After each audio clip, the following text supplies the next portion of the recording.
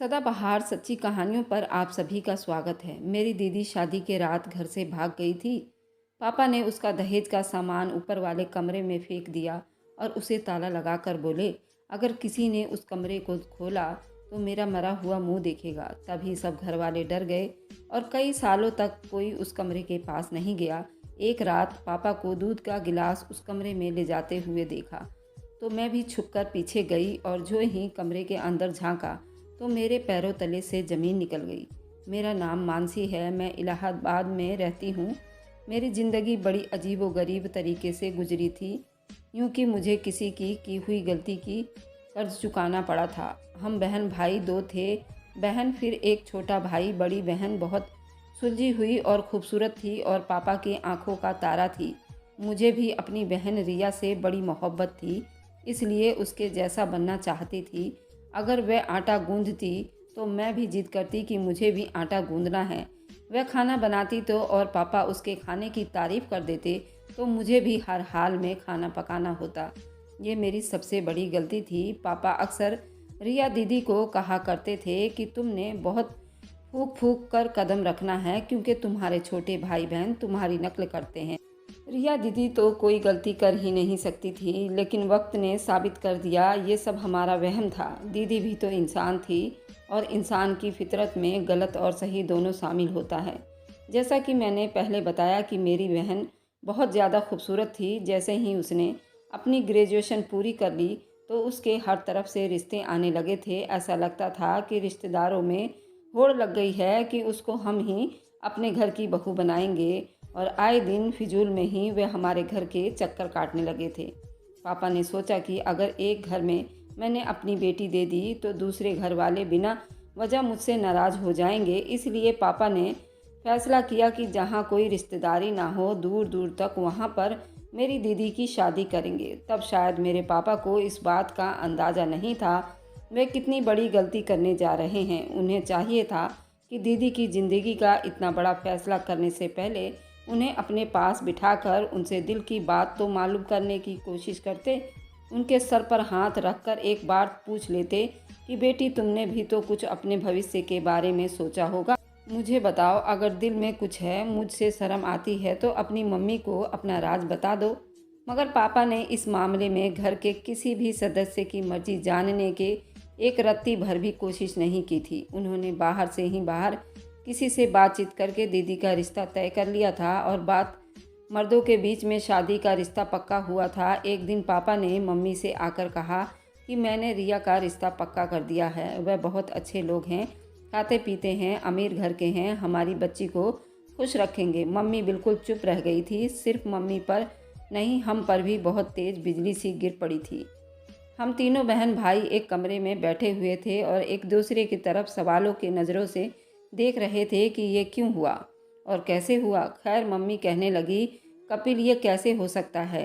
दीदी बिल्कुल सोच में पड़ गई थी। अगले रोज़ मम्मी हम बहनों को कमरे में ले आई थी। मम्मी कहने लगी, रिया, अच्छे से तैयार हो जाना, आज लड़के वाले तुम्हें देखने आएंगे। दीदी शिकवा करने से अपने आप को रोक नहीं पाई। वह बोली, मम्मी, मुझे पापा से इस तरह फैसले की हरगिज उम्मीद नहीं थी।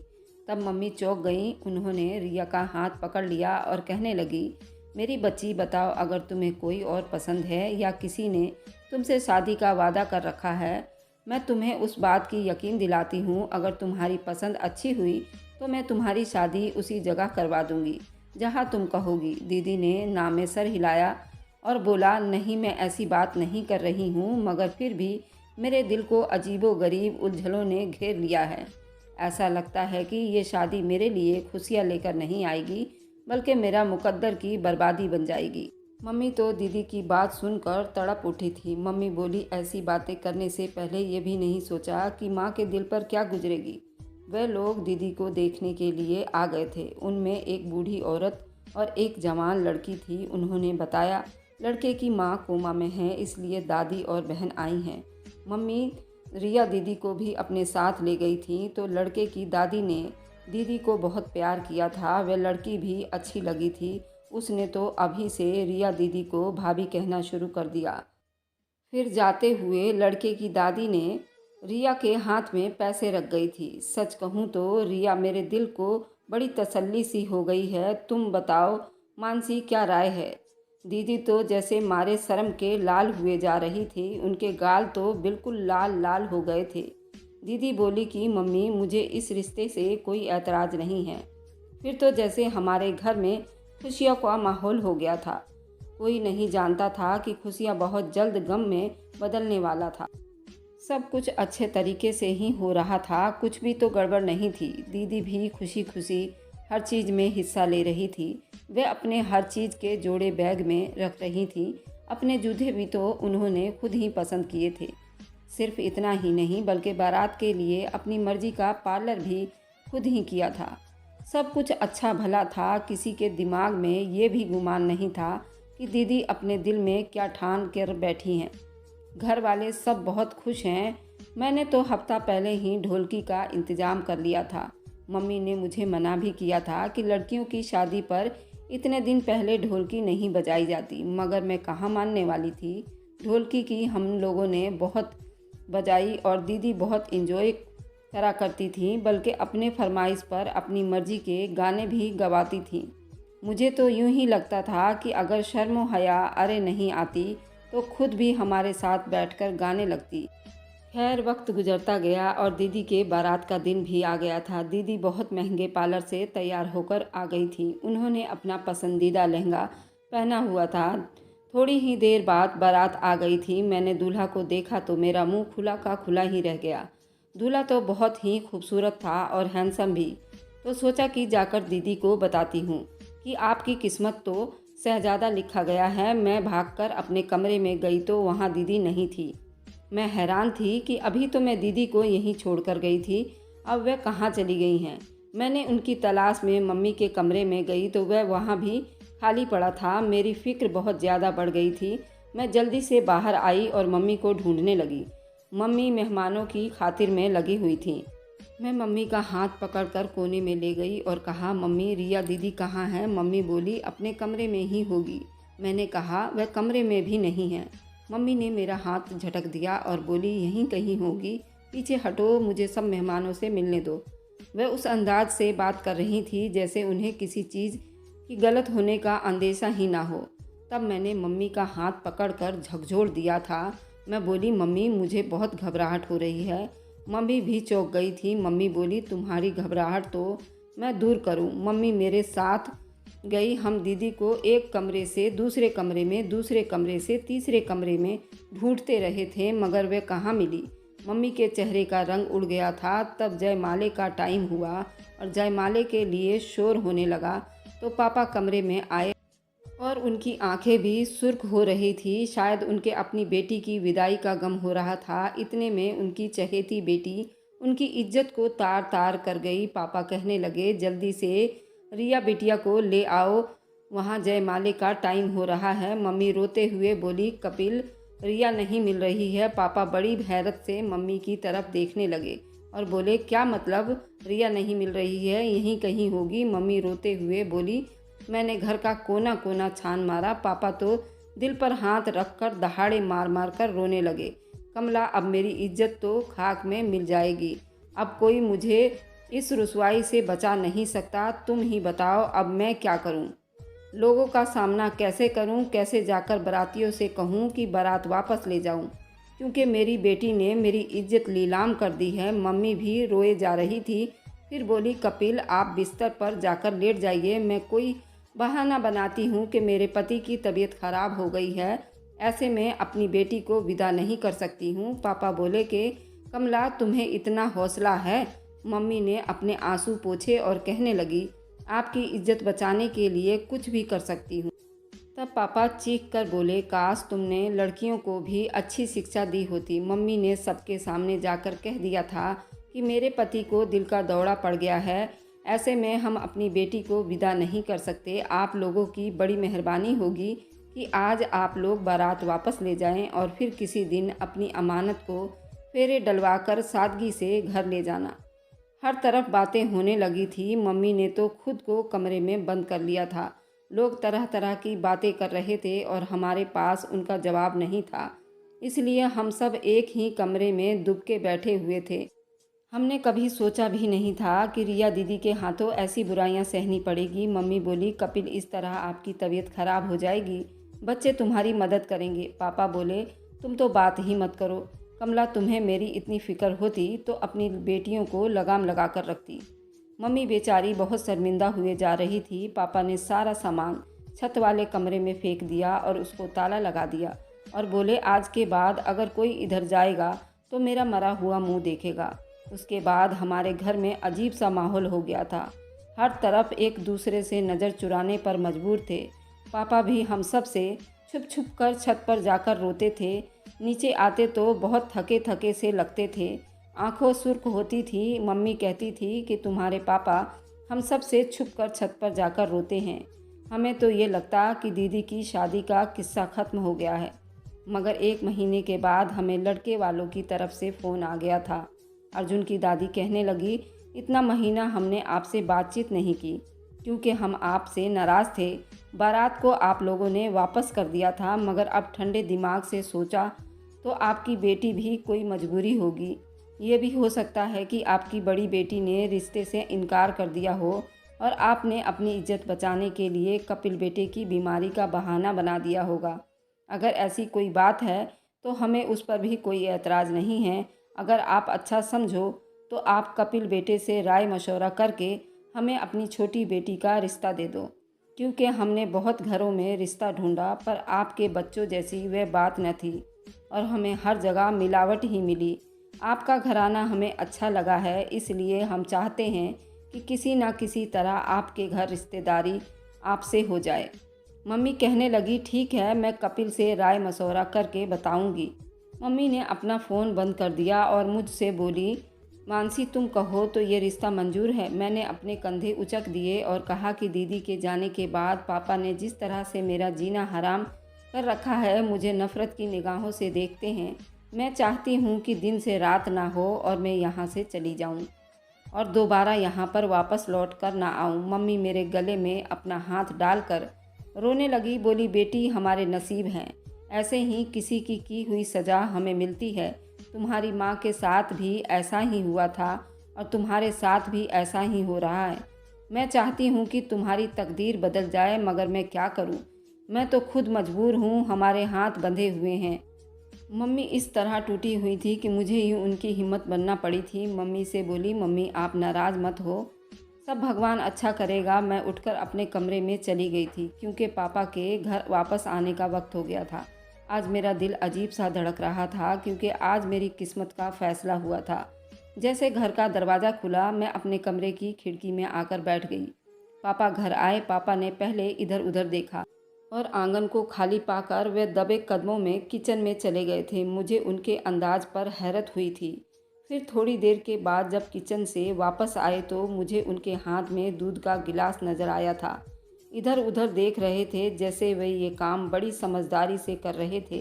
वे किचन में गए और किचन से एक गिलास दूध लिया और फिर धीरे धीरे सीढ़ियाँ चढ़ने लगे और फिर छत पर चले गए और मैं बिल्कुल हक्का बक्का बैठी ही रह गई थी। ये सब जो अभी मेरी नज़रों से देखा था, ये सब क्या था? ये बिल्कुल आम सी बात थी, मगर पापा के खुफिया अंदाज ने उसे ख़ास बना दिया था। मुझे फिर उस बात की भी फिक्र हुई थी, मम्मी पापा के आने के बाद कमरे से बाहर क्यों नहीं निकली थीं, क्योंकि अब वह जब काम से वापस आया करते थे तो मम्मी सब कुछ छोड़कर पापा के पास आ जाया करती थी, उनसे खाने का पूछती थी, फिर ताज़ा रोटियां बनाकर देती थी। मैं दबे कदमों से मम्मी के कमरे में गई तो पता चला कि वह तो सो रही हैं। खैर पापा आधा घंटे के बाद छत से उतर आए थे। उनकी हालत अजीब सी हो रही थी। मैं ये सब अपने कमरे की खिड़की से देख रही थी। मम्मी ने पापा को बताया कि आज उन्हीं लड़के वालों का फ़ोन आया था। वह हमारी छोटी बेटी का हाथ मांग रहे हैं। वह कहने लगे, अगर आप हमें अपनी बड़ी बेटी का रिश्ता नहीं दे सकते तो हमें अपनी छोटी बेटी का रिश्ता दे दें। पापा ने उसी वक्त खाना उठाकर फेंक दिया और गुस्से से दहाड़े मारकर बोले, उनसे कहना था कि मेरी बेटी के नसीब में अभी इतने ख़राब नहीं हुए कि तुम जैसे बेगैरत लोगों को रिश्ता दे दे। जहाँ मैं चौकी थी वहाँ मम्मी भी दंग रह गई थी। मम्मी बोली, कपिल आप इस बात का क्या मतलब है? क्या वे लोग अच्छे नहीं हैं? पापा ने ना में सिर हिला दिया और कहने लगे, आज के बाद उनका फ़ोन आए भी तो मत उठाना। तब मम्मी बड़े गुस्से से बोली, आपको तो अपनी अक्ल पर बड़ा यकीन था।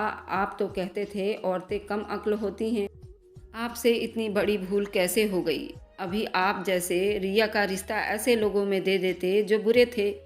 पापा इधर उधर दरवाजे को धकेलते मारते हुए बाहर निकल गए थे। मम्मी फूट फूट कर रोने लगी थी। वह बोली, रिया तुमने मेरी ज़िंदगी ख़राब कर दी, अब तुम्हें मैं क्या बोलूँ।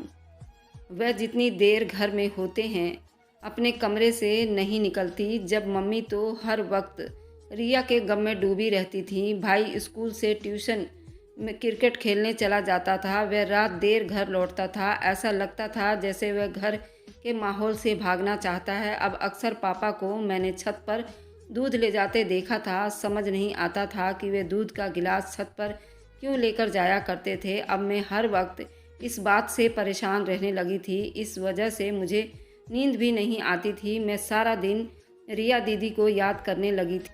रिया दीदी बहुत अच्छी दोस्त भी थी। काश वह इतना बड़ा गलत कदम ना उठाती। रात बहुत गहरी हो चुकी थी।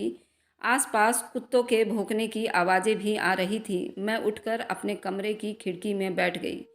तब मुझे कोई अजीब सा महसूस हुआ था, जैसे कोई हमारे आंगन में घूम रहा हो। मैंने गौर किया तो वह कोई और नहीं, मेरा बाप था। मैं चौंक गई कि पापा अंदर से ऐसा लगा जैसे वो बहुत मजबूर हो। मुझे आज उन पर बहुत तरस आने लगा था कि वह कमरा जहाँ पर पापा ने दीदी का दहेज का सामान रखा हुआ था वह खुला हुआ था और उससे थोड़ी सी रोशनी आ रही थी। मैं आगे बढ़ती गई। दरवाज़ा खुला था, इसलिए मैं छुपकर अंदर का सारा मंजर देखने लगी थी। अंदर तो दीदी बैठी हुई थी। मैं ये देखकर थर थर काँपने लगी थी। पापा दीदी को निवाला बना बनाकर मुंह में डाल रहे थे। दोनों चुप थे, मगर उनकी आंखों से आंसू बह रहे थे। ये सब क्या हो रहा था, मेरी समझ में से बाहर था। फिर बड़ी देर बाद पापा ने बोला, तुम मेरी बड़ी बेटी नहीं हो। रिया दीदी बिल्कुल पापा के ऊपर चिल्ला पड़ी थी। इसलिए पापा मेरे साथ ऐसा कर रहे हो कि मैं आपकी औलाद नहीं हूँ? क्या आप ये सब घिनौना हरकत मानसी के साथ कर सकते हो? पापा जल्दी से बोले, रिया मैं तुमसे बहुत प्यार करता हूँ, मगर तुम ये जानती हो कि मैं ये सब कुछ कभी मानसी के साथ नहीं कर सकता था। रिया दीदी रोने लगी थी। वह बोली, मुझे वजह जाननी है, आपने मुझे इस कमरे में बंद क्यों कर रखा है? तो पापा बोले, सुनो, आज मेरे पास भी बहुत टाइम है। तुम्हें वैसे भी मैं रोटी में नींद की दवाई मिला देता हूँ तो बेहोश हो जाती हो, मगर ये जो मानसी है ना, उसकी वजह से मैं कभी भी ज़्यादा देर तक छत पर नहीं रह सकता था, क्योंकि मुझे डर लगता था कहीं उसे मुझ पर शक ना हो जाए। रात के उस पहर सब सो रहे हैं, इसलिए आज मैं तुम्हें ये सब कुछ बताता हूँ। रिया, हम दो भाई बहन थे, एक मैं और एक मुझसे बड़ी बहन जो मुझसे पूरे 7 साल बड़ी थी, इसलिए उनकी शादी पहले हुई थी। दीदी की शादी के बाद हमारे घर में बहुत खामोशी छा गई थी, इसलिए तय कर लिया था कि मेरी शादी जल्दी करेंगे। उन्होंने मेरे लिए कमला को पसंद कर लिया और हमारा रिश्ता तय हो गया। उन्हीं दिनों में हम पर क़यामत टूट पड़ी थी, क्योंकि दीदी विधवा होकर घर आ गई थी। दीदी तनहा नहीं, बल्कि उनकी गोद में 4-5 महीने की बच्ची थी। उन्हें ना अपनी होश थी और ना ही बच्चे की। मेरी माँ भी बूढ़ी हो चुकी थी, इसलिए वह भी उस बच्ची को संभाल नहीं सकती थी। कमला ने तुम्हें हाथों हाथ लिया और तुम पर इतना प्यार निछावर किया कि मैं भूल ही गया कि तुम मेरी बेटी हो या भांजी। तुम जब बोलने लगी तो कमला को तुम मम्मी कहती थी और अपनी सगी मम्मी को बुआ कहती थी। हालत कुछ अच्छी हुई तो तुम्हारी माँ का रिश्ता ढूंढने लगे थे। दीदी ने एक लड़के का नाम खुद ही लिया। मेरी शादी उससे करवा दो। पापा ने मेरी ड्यूटी लगा दी थी कि तुम उस लड़के की छानबीन करके मुझे बताओगे। पता फिर क्या हुआ, वह लड़का तो फ्रॉड निकला था। मगर जब मुझे ख्याल आता कि तुम भी कहीं अपनी मम्मी के नक्शे कदम पर तो नहीं चलोगी, नहीं तो मेरा जीना हराम हो जाएगा, इसलिए मैंने जल्दी जल्दी तुम्हारा रिश्ता ढूंढा और तुम्हारी शादी तय कर डाली। जब लड़के की माँ कोमा से बाहर आई तो दादी और बहन को मौजूद थी ना, तो मैंने सोचा चलो कोई बात नहीं, ये शादी जल्दी हो जाएगी। पता है फिर क्या हुआ? जिस दिन तुम्हारी बारात में लड़के की मम्मी ठीक होकर बारात में आ गई थी और तुम जानती हो कि वह कौन थी? लड़के की माँ मेरी दीदी और तुम्हारी असली माँ थी, यानी वह लड़का असल में तुम्हारा भाई था। मैं ये सब देखकर बहुत परेशान हो गया, इसलिए तुमसे कहा कि छत पर आकर मेरी बात सुनो, और फिर मैंने तुम्हें छत वाले कमरे में बंद कर दिया। मैंने सोचा था कि सुबह तक कमला को सारी सच्चाई बता दूंगा, और फिर ख्याल आया कि मैंने तुम्हारी माँ की शादी नहीं होने दी थी और वह घर छोड़कर भाग गई थी। अब तुम्हारी शादी भी नहीं हो सकती थी। मुझे डर था कि कहीं तुम भी अपनी माँ की तरह घर से भाग गई, तो इसलिए मैंने तुम्हें यहाँ पर बंद कर रखा था। मत समझना कि अपनी बहन की बेटी को कैद करके मैंने अपने औलाद से प्यार करता हूँ। जिस दिन से तुम्हें मैंने कैद कर रखा है, मानसी से भी मैंने बात करना छोड़ दिया है। उस पर भी मैं बहुत सख्ती दिखाता हूँ। रिया दीदी जैसे एकदम से होश में आ गई थी। वह बोली, अगर अब मैं घर से भाग जाती तो भी तो आपकी इज्जत खाक में मिल जाती, मगर आपने मुझे यहाँ बंद करके भी अपनी इज्जत को खाक में मिला ली है। लोग तो बातें बनाते ही होंगे कि रिया घर से भाग गई है, तभी तो बारात वापस लौट गई है। अभी वह दोनों बातें कर ही रहे थे कि मंदिर में आरती की घंटी बजने लगी थी और पापा बोले, रिया बेटा मुझे माफ़ कर देना, अब मैं जा रहा हूँ। हो सकता है कि किसी की आँख खुल गई हो। जल्दी से आगे बढ़ी और बोली, अब मैं और जुल्म अपनी दीदी पर नहीं होने दूंगी। उसकी मम्मी ने जो गलती की उसकी सज़ा अपनी दीदी को मिलने नहीं दूंगी। भगवान सबको उसकी गलती का सज़ा देते हैं, तो आप उसको खुद से सज़ा क्यों दे रहे हैं? आपने ये सब क्यों किया दीदी के साथ? पापा ने मेरी बातें सुनकर बिल्कुल बौखला गए थे, इसलिए वे जल्दी से नीचे चले गए। मैं दीदी का हाथ पकड़कर नीचे ले आई थी। पापा उस टाइम बहुत शर्मिंदा हुए थे कि सुबह से निकले रात गए घर वापस आते थे। हम सब भाई बहन ने पापा पर अपनी अदालत लगा ली थी। मम्मी जज थी। पापा रो रो कर सबसे माफ़िया मांग रहे थे। दीदी ने ही पापा को माफ़ करने में सबसे पहल की थी। फिर हम सब पर भी जोर दिया था कि पापा को माफ़ कर दे। सब कुछ ठीक हो गया था। पापा ने दीदी को इजाज़त दे दी थी कि वह अपने माँ से मिलने लगी थी। वह बहुत जल्द ही उनकी एक बहुत अच्छी जगह शादी होने वाली है। हमें उम्मीद है कि मुश्किल वक्त कट गया है, आगे खुशियाँ ही खुशियाँ हैं। ये एक मोटिवेशनल कहानी है, लेकिन आप लोग ऐसा बिल्कुल ना करें। घर छोड़कर बिल्कुल ना भागे। आप अपने दिल की बात आप अपने माँ बाप को ज़रूर बताएं। हो सकता है आपके माँ बाप भी आपकी बात से सहमत हो। माँ बाप औलाद का हमेशा भला चाहते हैं। तो कैसी लगी दोस्तों मेरी कहानी, मुझे कमेंट में ज़रूर बताइएगा। जब तक के लिए thanks for watching. Like and subscribe. Bye bye.